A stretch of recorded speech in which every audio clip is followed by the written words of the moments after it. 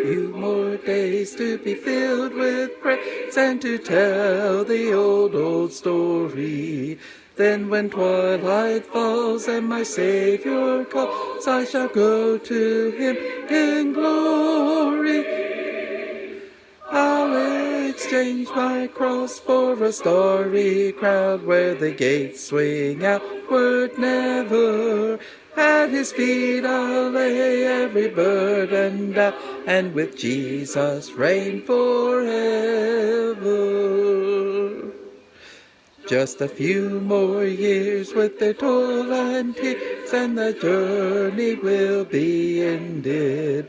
Then I'll be with him where the tide of time with eternity is blended. I'll exchange my cross for a starry crown where the gates swing outward never. At his feet I'll lay every burden down, and with Jesus reign forever. What a joy 'twill be when I wake to see him for whom my heart is burning. Never more to sigh, never more to die, for the day my heart is yearning. I'll exchange my cross for a starry crown where the gates swing outward never. At his feet I'll lay every burden down, and with Jesus reign forever.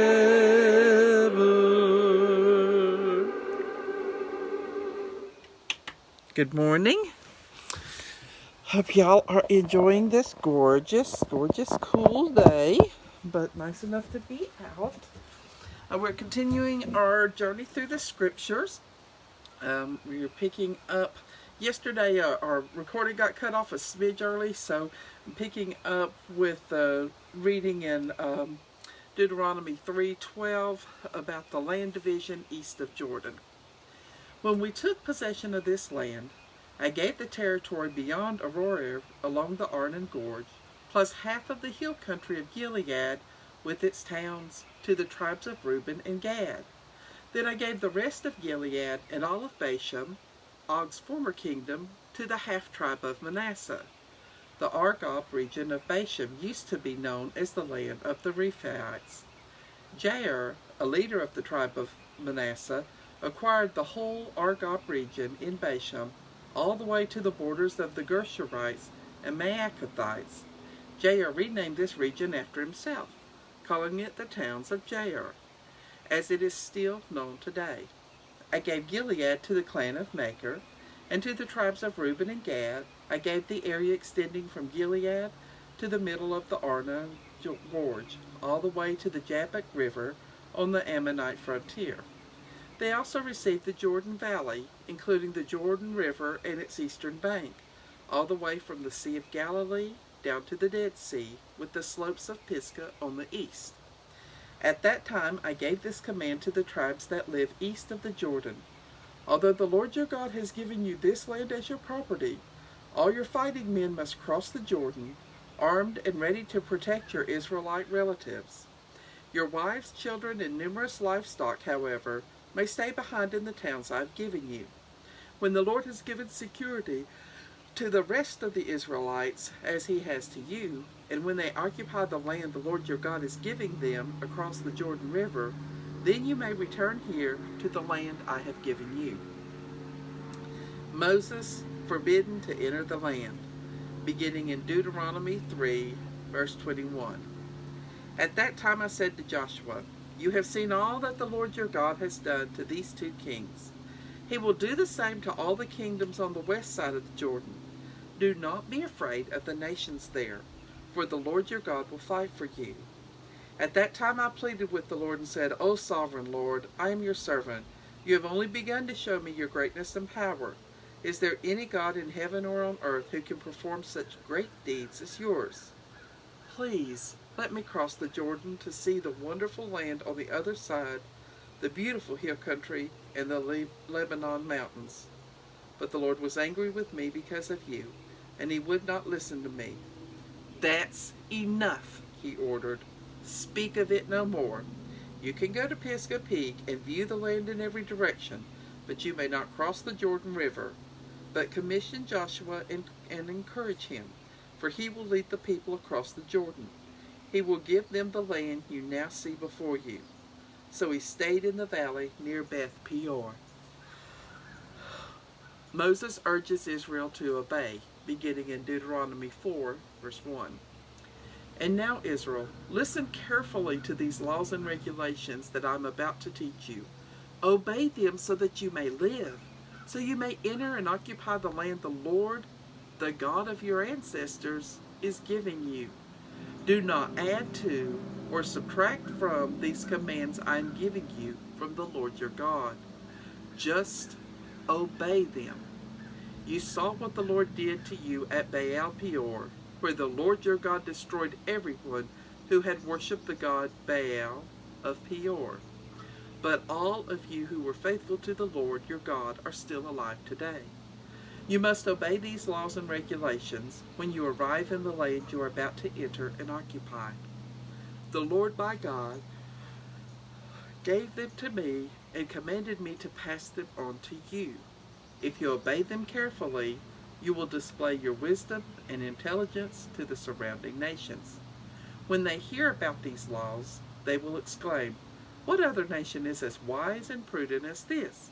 For what great nation has a God as near to them as the Lord our God is near to us when we call on him? And what great nation has laws and regulations as fair as this body of laws that I am giving you today? But watch out. Be very careful never to forget what you have seen the Lord do for you. Do not let these things escape from your mind as long as you live. And be sure to pass them on to your children and grandchildren.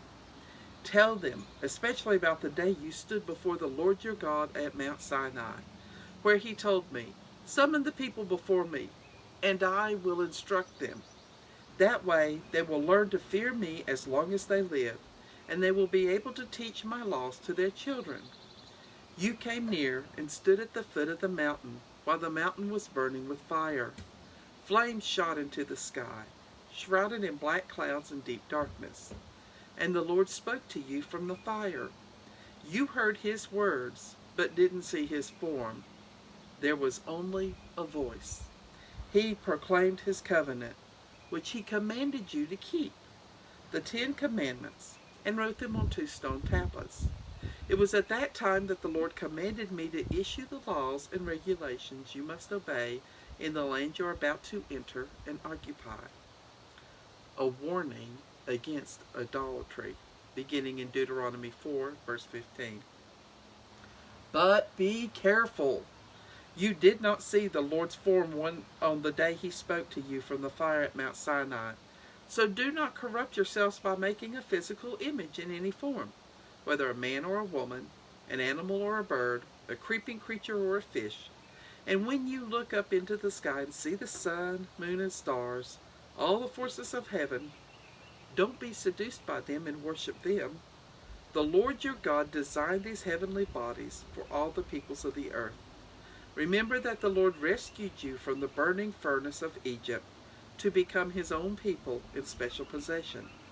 That is what you are today. But the Lord was very angry with me because of you.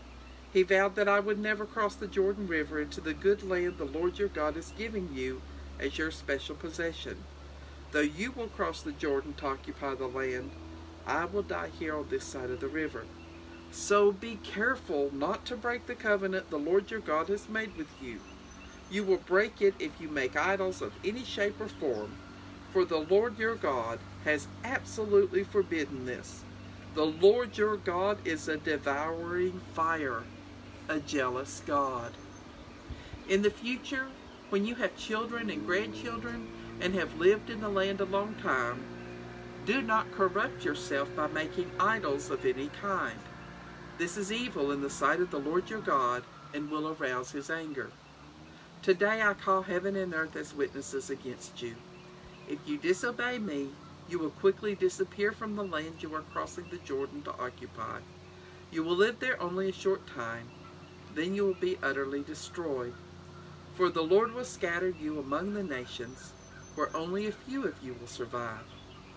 There, in a foreign land, you will worship idols made from wood and stone, gods that neither see, nor hear, nor eat, nor smell.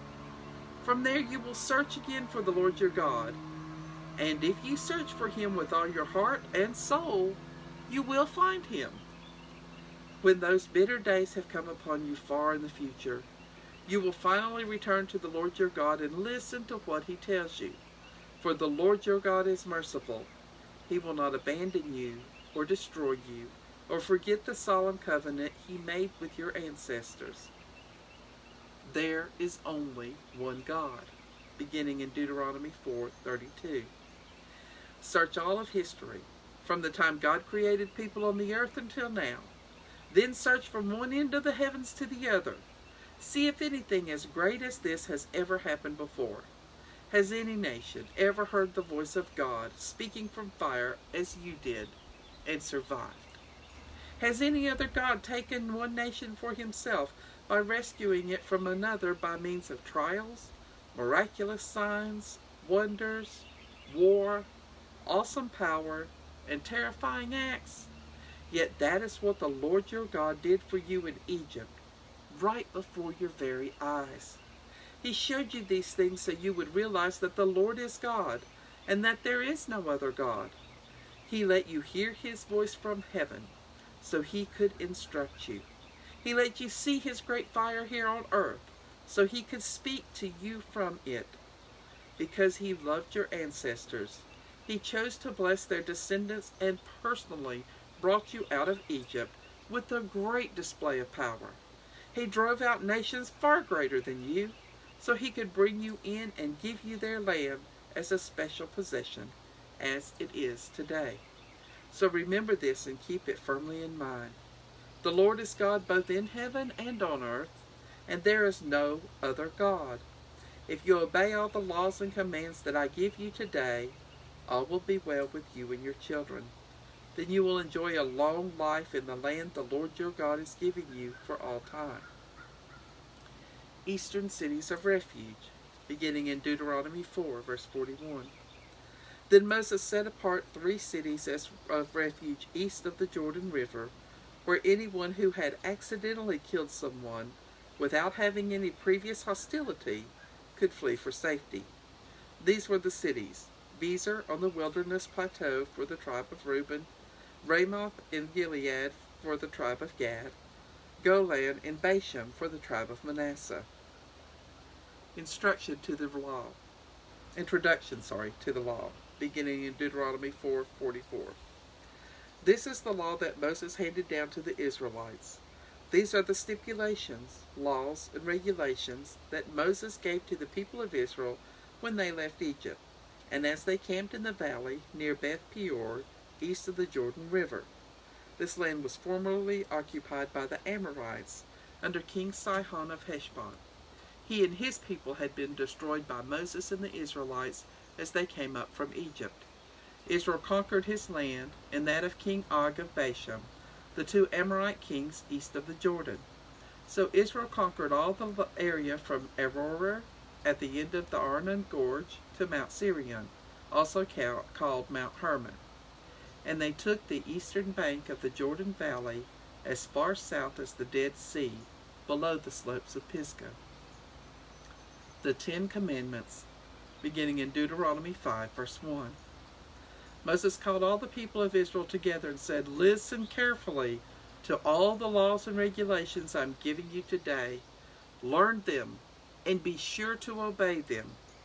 While we were at Mount Sinai, the Lord our God made a covenant with us. The Lord did not make this covenant long ago with our ancestors, but with all of us who are alive today. The Lord spoke to you face to face from the heart of the fire on the mountain. I stood as an intermediary between you and the Lord, for you were afraid of the fire and did not climb the mountain. He spoke to me, and I passed his words on to you. This is what he said: I am the Lord your God, who rescued you from slavery in Egypt. Do not worship any gods besides me. Do not make idols of any kind, whether in the shape of birds or animals or fish. You must never worship or bow down to them. For I, the Lord your God, am a jealous God, who will not share your affection with any other god. I do not leave unpunished the sins of those who hate me, but I punish the children for the sins of their parents to the third and fourth generations. But I lavish my love on those who love me and obey my commands, even for 1,000 generations. Do not misuse the name of the Lord your God. The Lord will not let you go unpunished if you misuse his name. Observe the Sabbath day by keeping it holy, as the Lord your God has commanded you. 6 days a week are set apart for your daily duties and regular work. But the seventh day is a day of rest, dedicated to the Lord your God. On that day, no one in your household may do any kind of work. This includes you, your sons and daughters, your male and female servants, your oxen and donkeys and other livestock, and any foreigners living among you. All your male and female servants must rest, as you do. Remember that you were once slaves in Egypt, and that the Lord your God brought you out with amazing power and mighty deeds. That is why the Lord your God has commanded you to observe the Sabbath day. Honor your father and mother, as the Lord your God commanded you. Then you will live a long, full life in the land the Lord your God will give you. Do not murder. Do not commit adultery. Do not steal. Do not testify falsely against your neighbor. Do not covet your neighbor's wife. Do not covet your neighbor's house or land, male or female servant, ox or donkey, or anything else your neighbor owns. The Lord spoke these words with a loud voice to all of you from the heart of the fire, surrounded by clouds and deep darkness. This was all he said at that time, and he wrote his words on 2 stone tablets and gave them to me. But when you heard the voice from the darkness, while the mountain was blazing with fire, all your tribal leaders came to me. They said, "The Lord our God has shown us his glory and greatness, and we have heard his voice from the heart of that fire. Today we have seen God speaking to humans, and yet we live. But now, why should we die? If the Lord our God speaks to us again, we will certainly die and be consumed by this awesome fire. Can any living thing hear the voice of the living God from the heart of the fire and yet survive? You go and listen to what the Lord our God says. Then come and tell us everything he tells you, and we will listen and obey." The Lord heard your request and said to me, "I have heard what the people have said to you, and they are right. Oh, that they would always have hearts like this, that they might fear me and obey all my commands. If they did, they and their descendants would prosper forever. Go and tell them to return to their tents, but you stay here with me so I can give you all my commands, laws, and regulations. You will teach them to the people so they can obey them in the land I'm giving to them as their inheritance." So Moses told the people, "You must obey all the commands of the Lord your God, following his instructions in every detail. Stay on the path that the Lord your God has commanded you to follow. Then you will live long and prosperous lives in the land you are about to enter and occupy."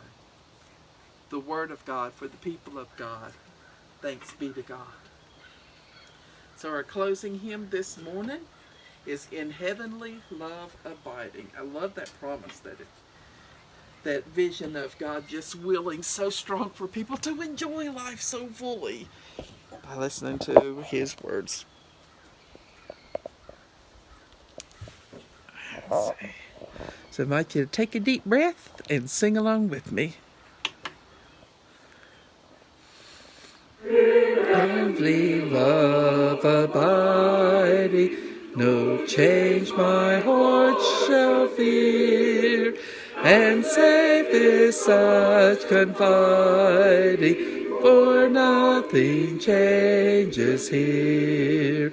The storm may roar without me, my heart may low be laid, but God is right about me, and can I be dismayed? Wherever he may guide me, no one shall turn me back. My shepherd is beside me, and nothing can I lack. His wisdom ever waketh, his sight is never dim. He knows the way he taketh, and I will walk with him. Green pastures are before me, which yet I have not seen. Bright skies will soon be o'er me, where the dark clouds have been. My hope I cannot measure, my path to life is free.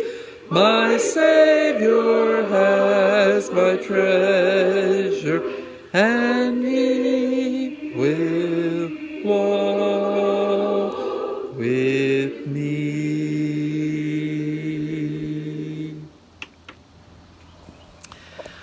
Let's see who we have on here this morning. Good morning, Pam. Good morning, John. Yeah, it is a little cloudy this morning. It's going back down. The lakes go back down. Good morning, Rhonda. Good morning, Randall. Good morning, Jim and Peggy. Good morning, Shirley. Good morning, Patty. Hope everybody has a wonderful day, and I'll see y'all back tomorrow morning at 8. Now, we do spring forward. We lose an hour's sleep tonight, so take a long nap today.